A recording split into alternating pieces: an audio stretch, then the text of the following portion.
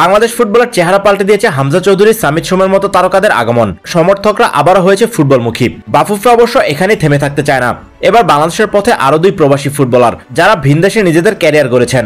এবার ইংল্যান্ড থেকে জায়ান হাকিম এবং নেদারল্যান্ডস থেকে নিলয় ভ্যান্ডার প্লয়েগ আসছেন বাংলাদেশের জার্সি গায়ে তুলতে। বাংলাদেশের নাম্বার 9 পজিশনে একটা দারুণ সমাধান হতে পারেন জায়ান হাকিম। নানার দিক থেকে তিনি বাংলাদেশের রক্ত বহন করছেন। 26 বছর বয়সী লেফট ফুটেড এই স্ট্রাইকার সবশেষ মৌসুমে খেলেছেন ইংল্যান্ডের 8ম স্তরে। তার ক্লাব এনস্টে নমান্ডস এফসি তাদের লিগে 3য় স্থানে থেকে কোয়ালিফিকেশন প্লে অফ খেলেছে, যদিও হেরে যাওয়ায় প্রমোশন পায়নি। ইংল্যান্ডের 8ম স্তরে খেললেও তার ফুটবল যাত্রা শুরুটা হয়েছিল আরো উঁচু পর্যায়ে। ইংলিশ প্রিমিয়ার লিগের পরিচিত ক্লাব নটিংহ্যাম ফরেস্টের অনূর্ধ্ব 18 দলে খেলেছেন তিনি। এরপর ইংলিশ লিগ ওয়ানের ক্লাব ম্যানসফিল্ড টাউনের হয়ে খেলেছেন ইএফএল লিগ 2-তে। এছাড়া আন্তর্জাতিক পর্যায়ে তিনি ইতিমধ্যে অ্যান্টিগুয়া অ্যান্ড বারবুডার হয়ে 2টি ম্যাচ খেলেছেন। একটি ম্যাচে পুরো 90 মিনিট এবং অন্য একটি ম্যাচে বদলি হিসেবে খেলেছেন 5 মিনিট। এর আগে দেশটির অনূর্ধ্ব 20 দলও খেলেছেন তিনি।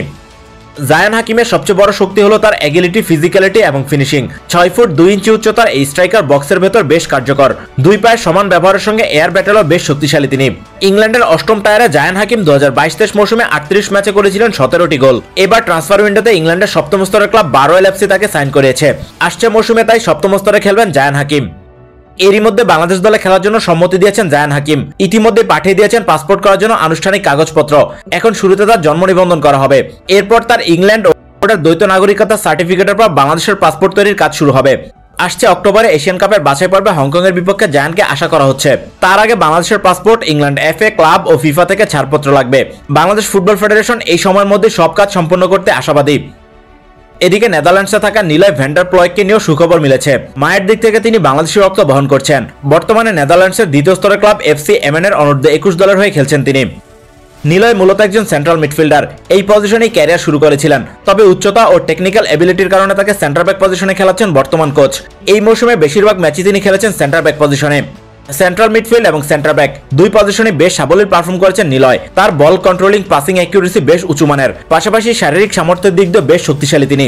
এক কথায় টেকনিক্যালি ও ট্যাকটিক্যালি দারুণ সমৃদ্ধ এক প্রতিভা নিলয় ভ্যান্ডার প্লয়েগ। ইউথ ক্যারিয়ারে এফসি গ্রোনিঙ্গেন এবং বি কুইকের বয়সভিত্তিক দলে খেলেছেন 20 বছর বয়সী এই ফুটবলার। 2023 সালে তাকে দলে ভেড়ায় এফসি এমএন। বর্তমানে দলটির অনূর্ধ্ব 21 দলের হয়ে ডাচ রিজার্ভ লিগে খেলছেন তিনি।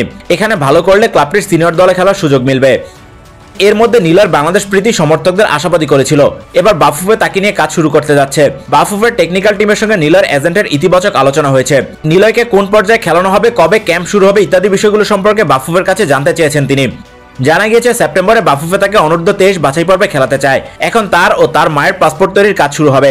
যেহেতু নিলয় অন্য কোনো দেশের জাতীয় বা বয়সভিত্তিক দলে খেলেননি, তাই তার প্রক্রিয়াটি তুলনামূলক কম সময় সাপেক্ষ হবে।